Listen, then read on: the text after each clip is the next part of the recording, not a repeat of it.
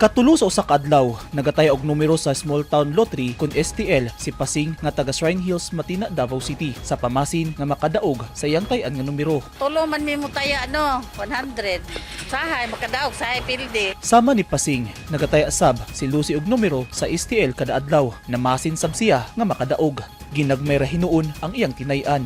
Tag 20-20 lang oy kada draw di 60 pesos one day.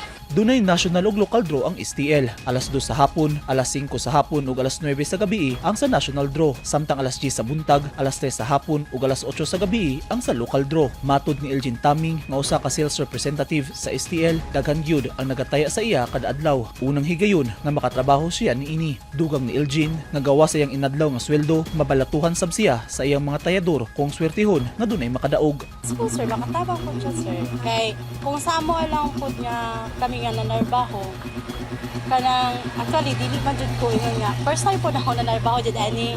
Oo, then saka nakatabang siya kay legit po siya, makadaog sila, then kung makadaog sila automatic po mi wala po mi ingon paltas nga mga kuan sila automatic jud basta makadaog sila diri ra po din nila kaon sa mga. Ang STL ubos sa Philippine Charity Sweepstakes Office kon PCSO nga usa ka grassroots-based lottery ug charity nga unang gipailaila sa panahon ni kanhi President Corazon Aquino. Niadtong 2005, gitahasan ni kanhi President Gloria Macapagal Arroyo ang PCSO sa pagtabang sa kampanya sa pagwagtang sa weteng ug sa democratized charity sa national ug lokal nga level. Niadtong 2006, nagpagawas ang National Police Commission sa koordinasyon sa PCSO ug guidelines alang sa STL operation ngadto sa kapulisan. Ubos sa guidelines, walay katungod ang pulis nga modakop sa bisan kinsa nga gitugutan sa PCSO nga maka-operate sa STL. Gawas kung dunay reklamo gikan sa PCSO, local government officials, religious groups ug non-government organizations. Ang pagdakop himuon kung ang mga operator makalapas sa Republic Act 9287 kun ang Anti-Illegal Gambling Act. Daghan na og makita nga mga STL outlet bisan asa nga lugar. Sa Davao City daw uhong kining nanulpot. Pero base sa Republic Act 1169 kun ang act providing for charity sweepstakes, horse races and lotteries, walay gahom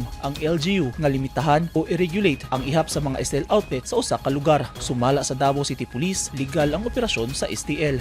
Ang STL sir, legal na siya, and then na siya sa PCSO, and then ato lang i-inform ang tanan sir nga ang STL 100 meters dapat layo sa eskwelahan, 100 meters ang ilayon pod sa simbahan, no? And then 200 meters from the Lotto outlet, and then 50 meters from the other STL booth. Sumala ni Police Captain Hazel Tuwazon, ang spokesperson sa DCPO, kinahanglan nga sundon sa mga STL operator ang implementing rules and regulation sa PCSO aron walay magreklamo ug aron dili mapamtangan og silot. Pwede magsulat sa PCSO.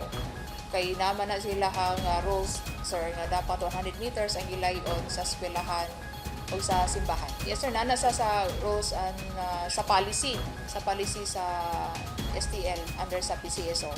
So dili dapat mag-violate kay sa imong giingon na siya sanction. Kahinumduman nga temporaryong nasuspende ang operasyon sa mga STL sa Davao City. Ang indefinite suspension sa state-sanctioned numbers game gibase sa resolusyon nga gi-issue sa City Council. Mistis share extended sa PCSO ug STL operators ngadto sa local government ang usa sa mga rason sa suspension. Niadtong 2019, gisuspende ni kanhi President Rodrigo Duterte ang tanang numbers games sa PCSO, apil na ang STL, Peryahan ng Bayan, Keno Lotto Games ug ang Scratch It Sweepstakes tungod sa aligasyon sa korupsyon. Eugene Hinutan, Newsline Philippines. Stay safe.